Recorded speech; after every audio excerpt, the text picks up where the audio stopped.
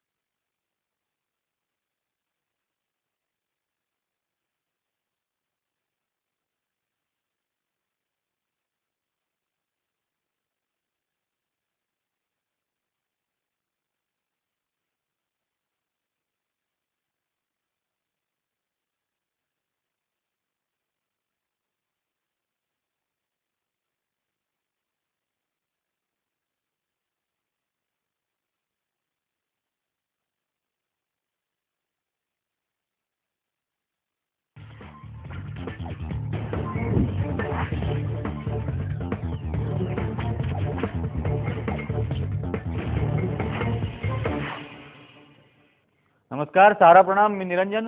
खबर विशेषमध्ये आपलं स्वागत आहे. खबर विशेषमध्ये आज आपण चर्चा करणार आहोत. महाराष्ट्र विधानसभेमध्ये 2 विधेयकं ही प्रामुख्याने मंजूर झाली या गेल्या आठवड्यामध्ये आणि त्यामध्ये एक होता हा पाण्याचा नियमनाचा अधिकार. महाराष्ट्रातल्या पाण्याच्या नियमनाचा अधिकार हा जलसंपदा मंत्र्यांना देण्याचा, ज्याच्यामध्ये कृषी क्षेत्राचं पाणी हे उद्योगाला वळवण्यात जाण्याची सर्वात जास्त भीती आहे. आणि दुसरा आहे स्थानिक स्वराज्य संस्थांमध्ये 50% महिला आरक्षणाचा. या विषयावरती चर्चा करण्यासाठी आज आपल्याबरोबर आहेत आपले पाहुणे आमदार विवेक पंडित. भाऊ, मी आपलं स्वागत करतो आमच्या या कार्यक्रमात. पहिले तर मला याच विधेयकाबद्दल विचारायचं आहे, कारण की या संपूर्ण जलसंपदाचा जो काही महाराष्ट्रातला अधिकार आहे हा मंत्र्याकडे आता केंद्रीभूत करण्यात आलेला आहे आणि रात्री 1:30 वाजता विधानसभेमध्ये हे विधेयक मंजूर करून घेण्याचा प्रकार झाला. हे कसं घडू शकलं? आपण जो दुसरा मुद्दा उपस्थित केला त्याच्याकडे आपण पहिल्यांदा वळूया. मुख्य मुद्दा असा आहे की विधिमंडळाचं मुख्य काम हे कायदे बनवणं आहे. म्हणजे आपण त्याला विधिमंडळ, वेगळ्या भाषेमध्ये कायदे मंडळ असं त्याचं स्वरूप आहे. ते जर मुख्य काम असेल तर त्याला सर्वात दुय्यम दर्जा दिला गेलेला आहे.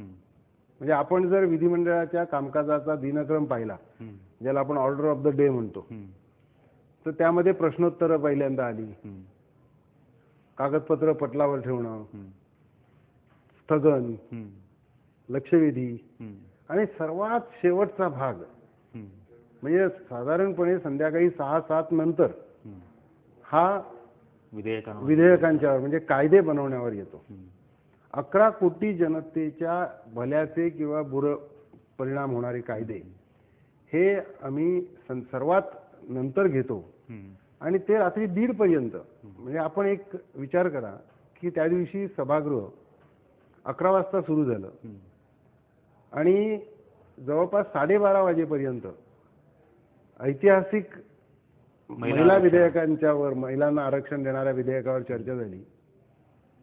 सभागृहामध्ये 17 मंत्री आणि विरोधी पक्षातले 6-7 जण असे सदस्य उपस्थित होते 288 पैकी. याबद्दल आपण 10%चा कोरमही नव्हता. आणि त्यावेळेला 11 कोटी जनतेच्या हिताचं किंवा अहिताचं धोरण, कायदा हा आम्ही मंजूर केला. याला आक्षेप घेण्यात आला. मुळात ज्या पद्धतीने हे विधेयक मांडण्यात आलं त्यालाच हरकत घेण्यात आली. एक तर रात्री 12:30 वाजता तुम्ही अशा महत्वाचं विधेयक घेता, याला आम्ही हरकत घेतली. मी स्वतः होतो, भारतीय जनता पक्षाचे देवेंद्र फडणवीस होते, शेतकरी कामगार पक्षाच्या मीनाक्षीताई पाटील होत्या, धैर्यशील पाटील होते. अशा आम्ही सर्वांनी हरकत घेतली याला की आपण या पद्धतीने हे विधेयक आणू नका. बहुमत आपलं आहे, त्यामुळे आपलं बहुमत असल्यामुळे आपण मंजूर करणार आहात. पण या बिलाबद्दल, या विधेयकाबद्दल जनतेच्या भावना काय आहेत? हजारोच्या संख्येनं लोक रस्त्यावर आले, शेतकरी रस्त्यावर आले, त्यांनी काही मागण्या केल्या. त्या मागण्या किमान रेकॉर्डवर तरी येऊ द्या, म्हणजे या चर्चेमध्ये त्याची नोंद होऊ द्या. ही साधी मागणी आम्ही केली, परंतु घाई अशी इतकी घाई गर्दी झाली होती की हे विधेयक मंजूर झालंच पाहिजे असा आग्रह धरण्यात आला. आणि त्या पलीकडे एक सन्माननीय सदस्य बोलून झाल्यानंतर लगेच त्यावेळेला जे पीठासीन अधिकारी होते तालिकेवरचे, त्यांनी ताबडतोबीनं चर्चा बाकीची बंद करून मंत्र्यांनी उत्तर द्या आणि बिल मंजूर करा. अत्यंत घातक अशी पद्धत असल्यामुळे रात्री 1 वाजता किंवा त्याही नंतर 4-5 सदस्यांना आरडाओरडा करावा लागला की चर्चा तरी किमान करा. आणि नंतर मग चर्चेला परवानगी दिली. आणि जी काही चर्चा मला सांगितलं 1:12 मी फक्त आपल्याला नमूद करतो या ठिकाणी की मी त्या दिवशी 12 वाजता रात्री 14 एप्रिल सुरू झालं होतं, डॉक्टर बाबासाहेब आंबेडकरांची जयंती सुरू झाली. म्हणून मी आधी बोलायला उभा राहिलो आणि मी म्हटलं की मी 1 तास बोलणार आहे. त्यामुळे सभागृहातली चलबिचल झाली. म्हटलं मला 1 तास बोलायची इच्छा आहे, पण नाही बोलणार. आज महामानवाची जयंती आहे, मला अभिवादन करता आलं या विधिमंडळामध्ये, हे मी भाग्य समजतो. पण त्याचबरोबरीनं 11 कोटी जनतेचं भविष्य हे आम्ही अशा पद्धतीने ठरवतो बाबासाहेब आंबेडकरांच्या जयंतीच्या दिवशी. हे त्यांनी संविधानाने जे जनता सार्वभौम आहे हे जे महत्वाचं मूलभूत तत्व आहे, त्या ठिकाणी आम्ही बहुमताच्या आधारावर कोणताही निर्णय घेतो याच्याबद्दलचा माझा निषेध नोंदवला. आणि अशा पद्धतीने बहुमत तुमच्याकडे आहे म्हणून जनहिताचे कायदे करण्याकरता आपल्याला पाठवले हे विसरू नका, याची आठवण मी करून दिली. मला त्याच्याबद्दल एक विचारायचं आहे की आता जे सांगितलं जातं की सत्ताधारी पक्षाच्या वतीनं मंत्र्यांतर्फे हे गैरहजर असलेल्या मंत्र्यांना फोन करून बोलावून घेतलं जात होतं, आमदार निवासामध्ये किंवा घरी परत गेलेल्या आमदारांना फोन करून बोलावून घेतलं जात होतं, कारण सभागृहामध्ये किमान 10% असलेली उपस्थिती जी आवश्यक आहे तेवढी तरी दिसावी. असा कुठलाच प्रयत्न विरोधी पक्षांनी केला नाही की आपले आमदार परत बोलावून घ्यावे? नाही, कारण सभागृहामध्ये गणपूर्ती ठेवण्याचं बंधन हे सत्ताधारी पक्षावर आहे, विरोधी पक्षावर नाही आहे. ते सत्ताधारी पक्षाने, कारण त्यांना बिलं त्यांना मंजूर करून घ्यायची असतात. त्यामुळे जर केला प्रयत्न तर विरोधी पक्षांनी उलट ते करतील की सभागृहामध्ये गणपूर्ती कशी राहणार नाही. गणपूर्ती ठेवण्याचं बंधन सत्ताधाऱ्यांच्यावर असल्यामुळे विरोधकांना तसं करण्याचं काही कारण नाही. आता ह्या मुद्द्याकडे जर आपण आलो की हा सिंचनाचा महत्वाचा मुद्दा काय आहे, तर त्याही विषयावरती आपण बोलणार आहोत. आता वेळ झालेली आहे एका छोट्याशा ब्रेकची.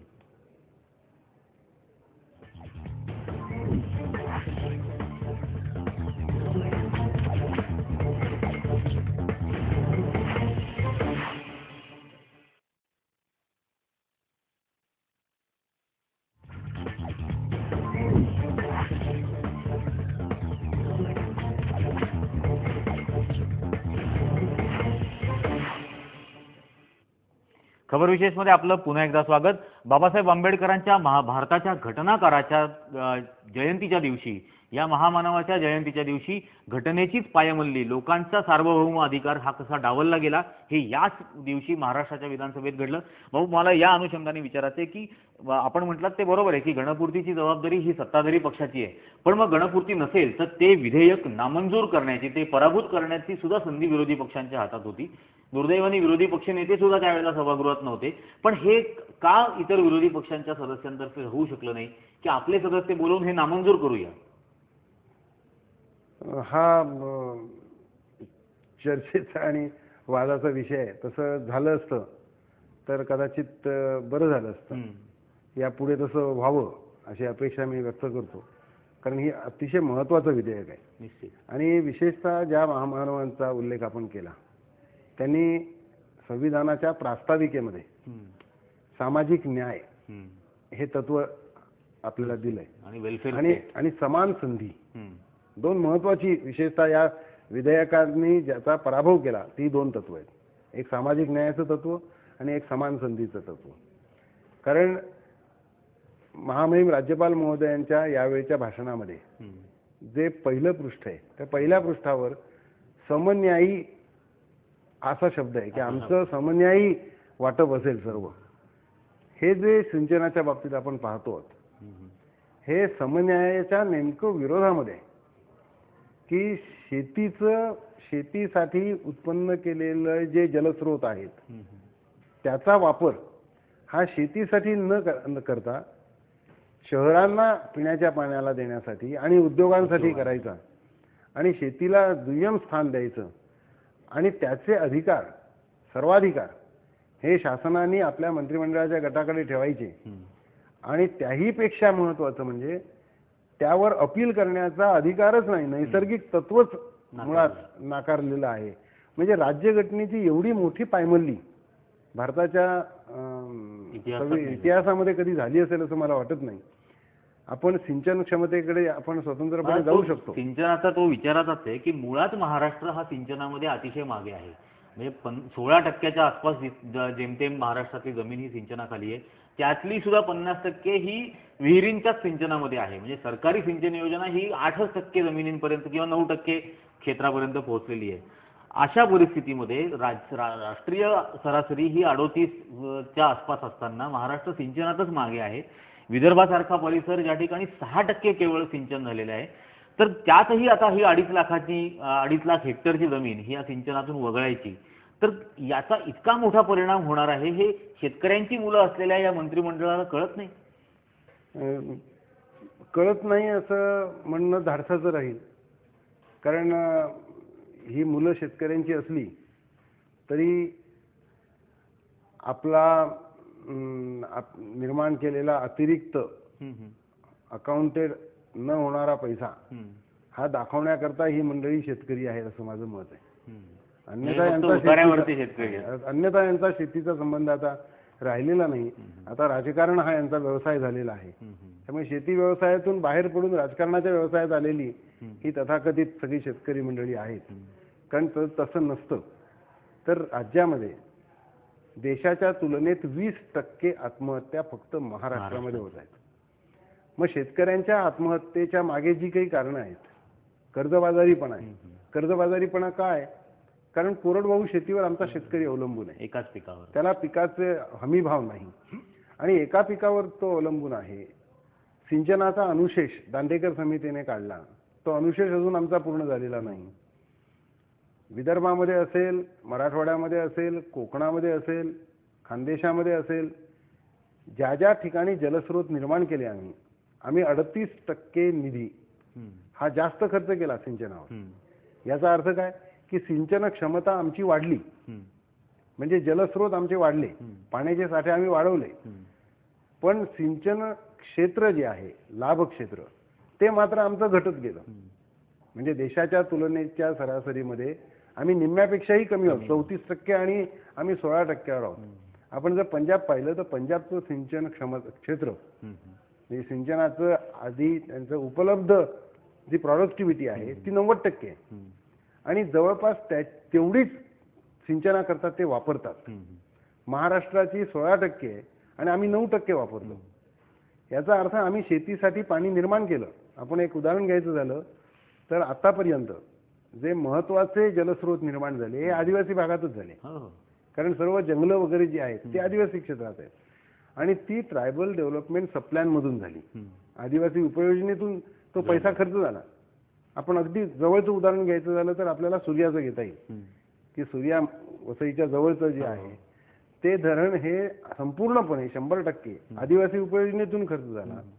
पण त्यातून सिंचन क्षमता आदिवासींच्याकडे जे किंवा त्या भागातल्या आदिवासी भागातल्या शेतकऱ्यांकडे, बिगर आदिवासी शेतकऱ्यांकडे जे सिंचन पोचायला पाहिजे ते सिंचन पोचलं नाही.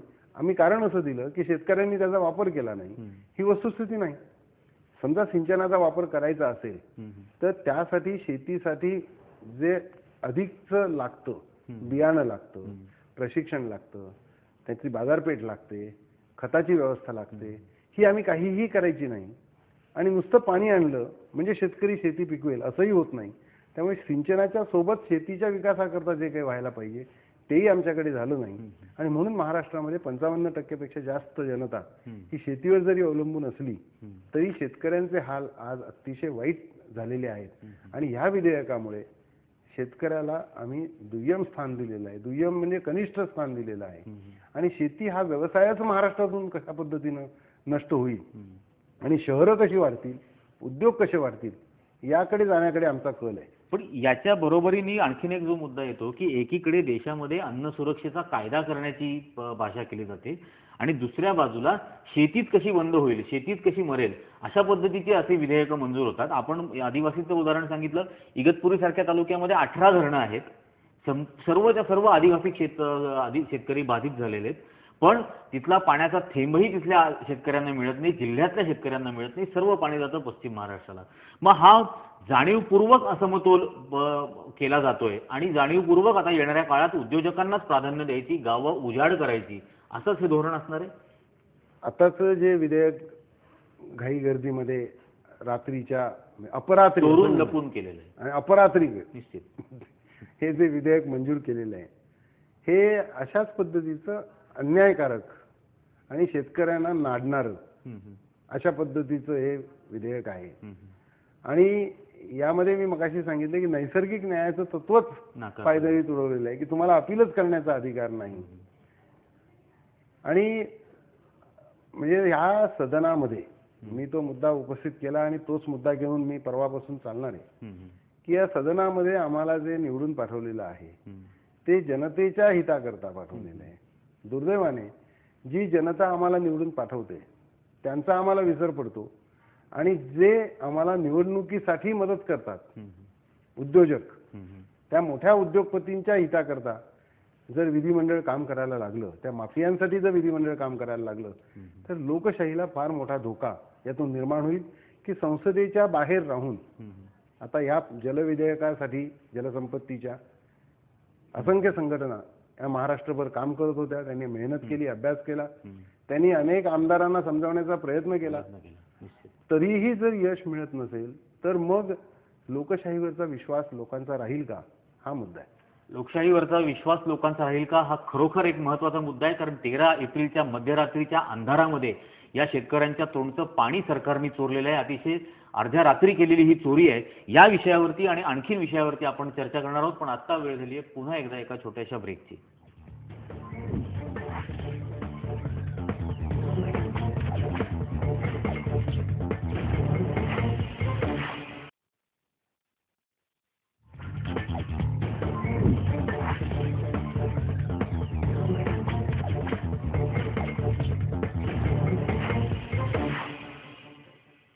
खबर विशेषमध्ये आपल्या सर्वांचं पुन्हा एकदा स्वागत.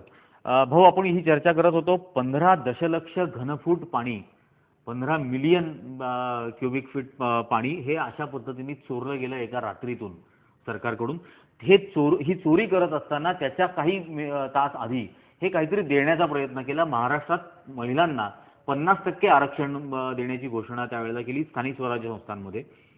ही कितपत यशस्वी होईल? कारण केल्यानंतर आरक्षण दिलं जाईल, महिला उमेदवारी उभे राहतील, पण खरोखर सर्वसामान्य कार्यकर्ते असलेल्या महिलांना या निवडणुकांमध्ये संधी मिळेल का? कारण चित्र आतापर्यंतचा अनुभव तर तसा नाहीये. मी आपल्या मताशी सहमत आहे. मुळात मुद्दा असा आहे की आपण एक सर्वात पहिल्यांदा आपण सकारात्मक बाजू त्याची पाहू की आपला हा खंडप्राय देश आहे आणि या खंडप्राय देशामध्ये उपखंडामध्ये जे आपल्या देश आहेत, जे आपल्या बरोबरीनं किंवा पुढे मागे स्वतंत्र झाले, ते आपल्यापेक्षा कितीतरी छोटे आहेत, परंतु त्या ठिकाणी लोकशाही नांदू शकली नाही. आपल्याकडे मधला काही काळ 19 महिन्याचा वगळला तर स्वातंत्र्याला नख लावण्याची हिंमत सत्ताधाऱ्यांच्या मध्ये झाली नाही. ज्यांनी ती लावण्याचा प्रयत्न केला त्यांना जनतेने उलटवून टाकलं. पुढे काय झालं हा भाग वेगळा. हा एक सकारात्मक बाजू आहे.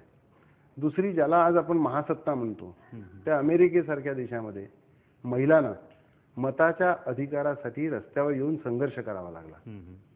माझ्या देशातल्या भगिनी आणि दुर्बल घटक आदिवासी असतील, दलित असतील, ते त्या मानाने सुदैवी अशासाठी आहेत की स्वातंत्र्यवीरांचं जे स्वप्न होतं ते घटनाकारांनी घटनेमध्ये आणलं आणि सुरुवातीपासून मताचा अधिकार त्यांना दिला.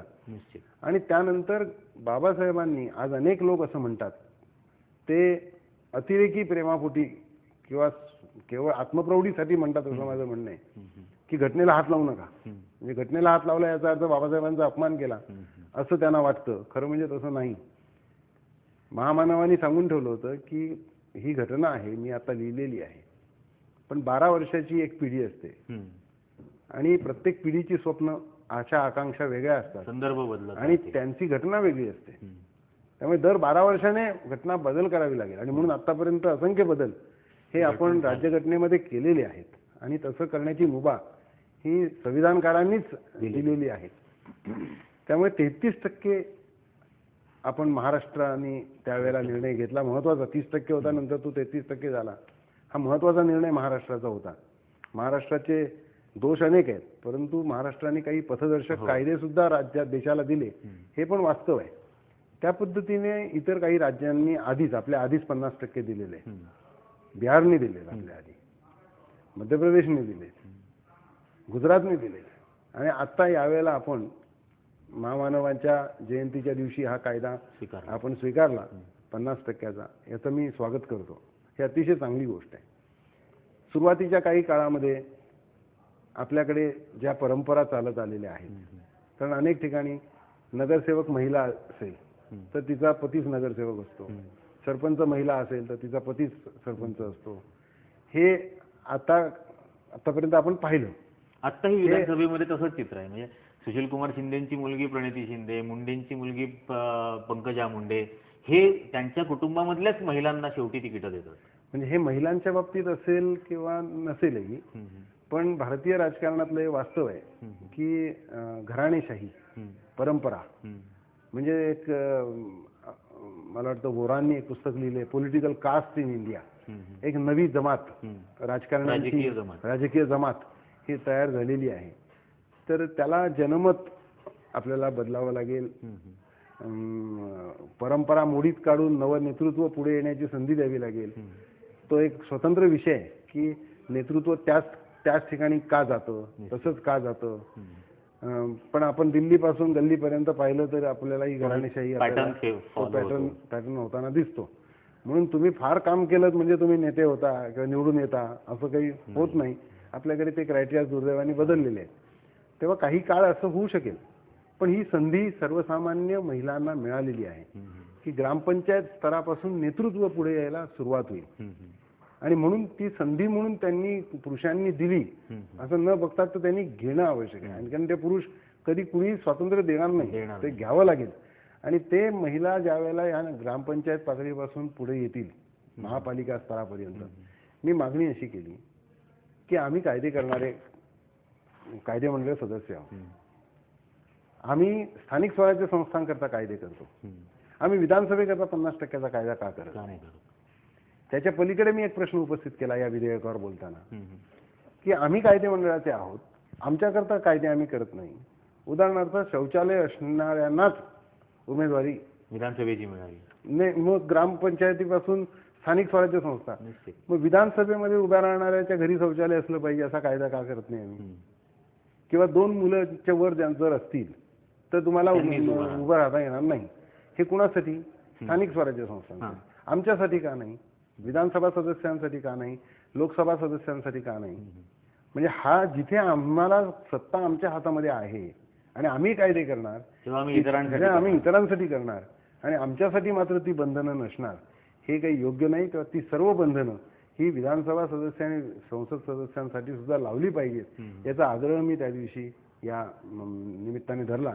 आणि आपण जे म्हणालात तो मुद्दा एक मी फार प्रकर्षाने मांडला, ज्याचं माननीय अध्यक्षांनी स्वागत केलं की आपण फक्त आरक्षण देऊन चालणार नाही किंवा त्या निवडून आल्यानंतर त्यांना प्रशिक्षण देऊन चालणार नाही, तर इतक्या मोठ्या प्रमाणामध्ये जर आपण महिलांना नेतृत्वामध्ये आणणार असू, जवळजवळ 1.25 लाख जागामध्ये आणणार असू, तर नेतृत्व प्रशिक्षणाची आवश्यकता आहे. म्हणजे ते निवडून आल्यानंतर नाही, आधीपासून. आणि ते नॉन पॉलिटिकल असायला हवं.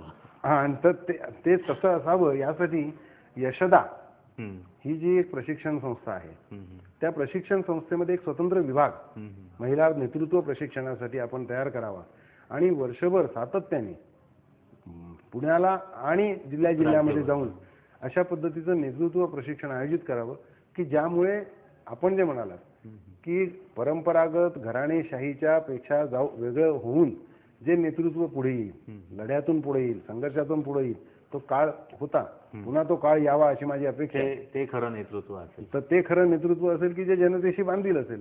तेव्हा त्यातून जर या महिला पुढे आल्या तर महाराष्ट्राला एक आशादायक चित्र निश्चितपणे निर्माण होईल.